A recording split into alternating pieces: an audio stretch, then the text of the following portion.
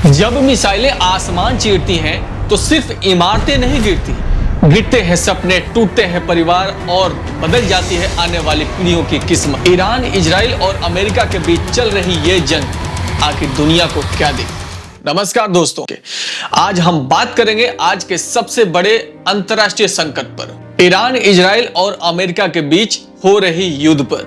यह कोई पुरानी बात नहीं, 2026 में वास्तविक समय में चल रहा संघर्ष है, जहां बड़े देश सीधे और अप्रत्यक्ष रूप से शामिल हैं। अगर मैं करंट सिचुएशन की बात करूं, फरवरी 2026 में अमेरिका और इजराइल मिलकर के ईरान पे हमला शुरू कर दिए, जिसमें सैन्य ठिकानों के साथ साथ देश के कई शीर्ष नेताओं को निशाना बनाया गया। ईरान के सुप्रीम लीडर अली खामनी की मौत भी इस संघर्ष की हिस्सा बताई जा रही है। उत्तर में लेबनान से भी संघर्ष की शुरुआत हुई है। ईरान समर्थित समूह हिजबुल्लाह ने मिसाइलें दागी, जिसके जवाब में इजराइल ने काफी बड़े हवाई हमले किए। इजराइल और अमेरिका का दावा है कि वो आतंकवाद को खत्म करना चाहते हैं और खतरनाक मिसाइलों को रोकना चाहते हैं, लेकिन सवाल है कि क्या खतरनाक मिसाइलें और जिसकी दावा अमेरिका और इजराइल कर रहे हैं, क्या वो सिर्फ इन्हीं कंट्रीज के पास है?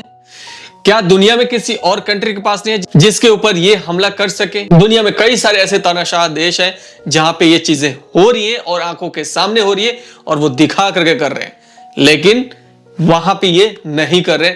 लेकिन अगर मैं यहां पे बात करूं, लेबनान की बात करूं या किसी भी ऐसी मुस्लिम कंट्रीज की अगर मैं बात करूं, तो मिडिल ईस्ट में सबसे ज्यादा ये जो टेंशन क्रिएट कर रहे हैं, इससे क्या हो रहा है कि पूरी दुनिया जो है कि इस टाइम पे अव्यवस्थित हो रही है। वहीं ईरान कहता है कि यह उनकी जमीन पर हमला है और उन्होंने भी इसके जवाब में कई सारे बैलिस्टिक मिसाइल से हमले किए और ड्रोन द्वारा भी हमले किए। यह संघर्ष अचानक शुरू नहीं हुआ, कई सालों से मध्य पूर्व में विशेषकर इजराइल और ईरान के बीच में तनाव रहा है, हेलीकॉप्टर हमलों से लेकर के आर्थिक प्रतिबंधों तक। लेकिन 2026 में यह बहुत बड़ा खून खराबा और आर्थिक संकट बन गया और बड़ा युद्ध बन गया। क्या कभी युद्ध से भला होता है या सिर्फ नुकसान होता है? आज इस युद्ध ने न जाने कई सारे ऐसे मुद्दे थे जिसको बिल्कुल दबा दिया, या हो सकता है कि इस युद्ध का भी कारण यही हो जिसमें जो असली मुद्दे हैं वो दब जाए। जैसे आपने अभी हाल ही में एप्स्टीन फाइल नाम से जो अभी चर्चाएं चल रही थी दुनिया में, अब आप देखेंगे उनकी चर्चाएं नीचे हो गई और ये जो युद्ध है ये अब ऊपर हो गया।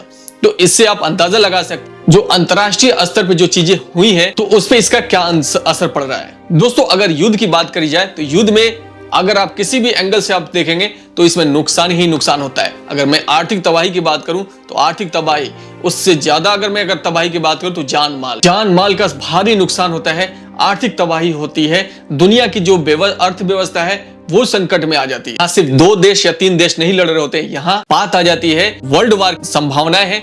वैश्विक जो स्तर पर देखा जाए तो जो नेता है वो क्रिएट कर सकते हैं जिस तरीके के वो सिचुएशन उन्होंने अभी बना रखी, जिसमें अंदाजा लगाया जा रहा है कि तीसरे विश्व युद्ध की हो सकता है कि ये शुरुआत ना हो गई हो।